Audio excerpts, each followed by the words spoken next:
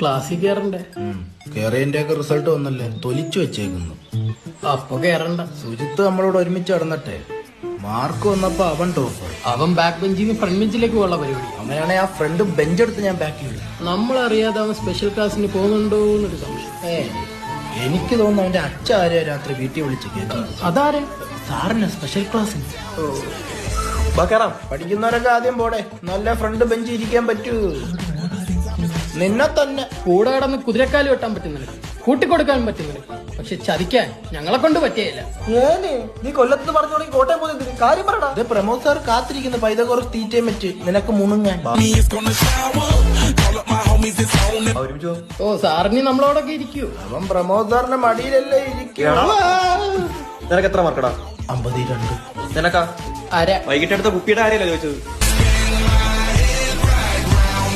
2.5. എനിക്കെത്ര?